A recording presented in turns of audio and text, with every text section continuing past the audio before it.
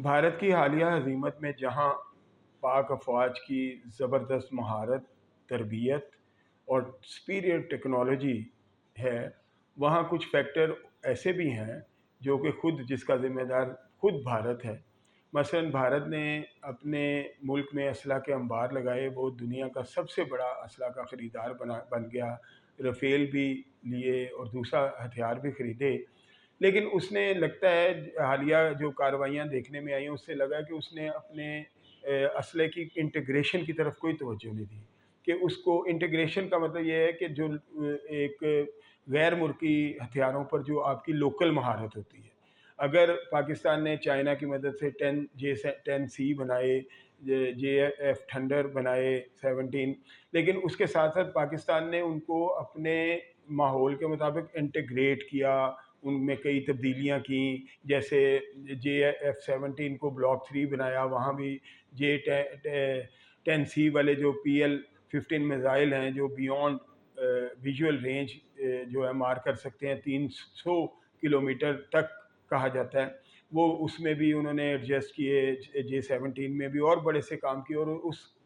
Technology को integrate किया, यानी ऐसे जैसे पाकिस्तान की टेक्नोलॉजी है। जबकि इंडिया ने उसको फ़ॉरेन टेक्नोलॉजी के तौर पे ही रखा और इंटीग्रेशन की तरफ बिल्कुल तवज्जो नहीं दी। दूसरी बात, मुझे इंडियन आर्म्ड फोर्सेस इंडियन के दरमियान जो है वो मुनासिब कोऑर्डिनेशन भी नज़र नहीं आई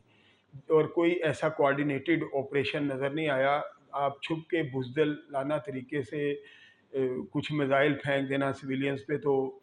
और चीज़ है ना, लेकिन जब आप एक इंटीग्रेटेड एफर्ट के साथ, एक कोऑर्डिनेटेड एफर्ट के साथ आगे बढ़ते हैं, जैसे कि पाकिस्तान ने रिस्पॉन्ड किया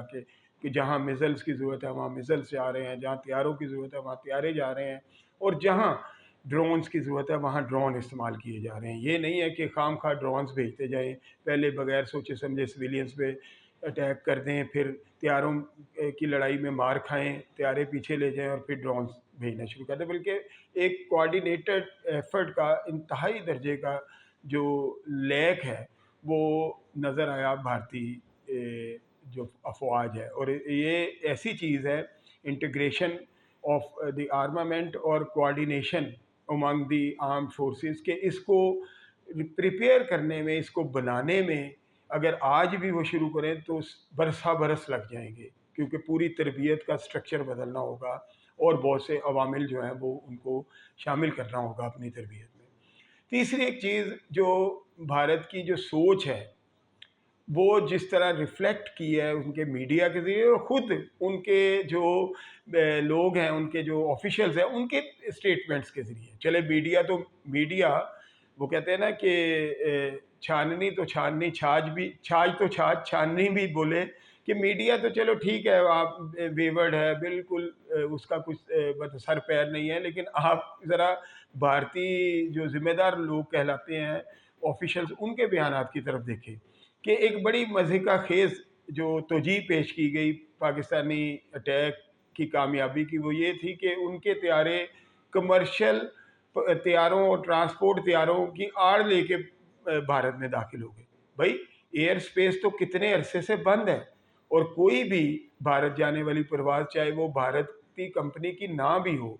वो एक लंबा चक्कर काट के जा रही है, वो पाकिस्तानी एयर स्पेस तो जो जा नहीं रही। तो ये कौन से कमर्शियल तैयारे आपकी तरफ जा रहे थे? हमारी एयरलाइन भी नहीं सर्व कर रही उस तरफ, ठीक है ना, ऑपरेट कर रही। तो फिर ये कौन से,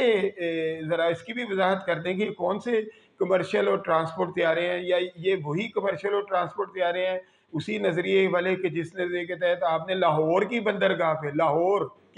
पे भी आपने कब्जा करा दिया, आपके मीडिया ने, आप भी वही अप्रोच लेके चल रहे हैं। तो ये चीज़ें जो है ये ज़ाहिर करती है कि आपके पास कोई ऑथेंटिक अप्रोच नहीं है, कोई सोच नहीं है, बल्कि महज एक जज्बाती किस्म की एक रेटरिक है, जो कि आप ऊपर से नीचे, आपके मीडिया से लेके आपके सोसाइटी के जो एक्सट्रीमिस्ट हैं बीजेपी के, उनके अंदर से लेके आपके ऑफिशियल्स तक भी फैली हुई है। तो मेरा ख्याल है कि तीसरी चीज़ जो उन्हें, जिस पर बड़ा पॉइंट टू पॉन्डर अभी भी करना चाहिए, और जो उनके हमायती हैं, जो उन्हें बचाते हैं, जो उनको अपना थानेदार बनाने की कोशिश करते हैं इस खित्ते की, और फिर वो भी भारत ही का जो भारत मुँह की खाता है, तो उन्हें भी हज़ीमत उठाना पड़ती है, वो भी उसे समझाएं कि अपनी सोसाइटी को रियलिस्टिक बनाएं। आप जितने अनरियलिस्टिक हो जाएंगे, जितने झूठ बोलेंगे, जितना आप सच से दूर होंगे, आप उतना ही अपने सोसाइटी का, अपने मुल्क का, अपनी रियासत का नुकसान करेंगे। तो हमें तो ज़रूरत नहीं है इतने मशवरे देने की, लेकिन हम उन्हें फिर भी ये कहते हैं कि आप इन चीज़ों पे भी गौर करें। अब आप जो इस तरह अपना जंगें जो हैं वो तीस चौथी जो चीज़ है वो ये है कि जंगें मीडिया के सर पे नहीं लड़ी जाती और ना मीडिया के सर पे जीती जाती हैं। ठीक है, मीडिया एक अहम फैक्टर है और इसमें सोशल मीडिया भी बड़ा अहम किरदार अदा करता है, लेकिन उसमें वो तब ये चीज़ें तभी होती हैं जब आपकी जो ऑपरेटिव फोर्सेस हैं, जो ऑपरेशनल फोर्सेस हैं, उनमें कोई जान हो, उनके ऑपरेशंस में कोई जान हो। अगर वो बिल्कुल ही हेल्पलेस महसूस हों, बिल्कुल ही मार खा जाएँ जैसा कि आपने खाई है, तो उसके बाद आपको media, social media, digital media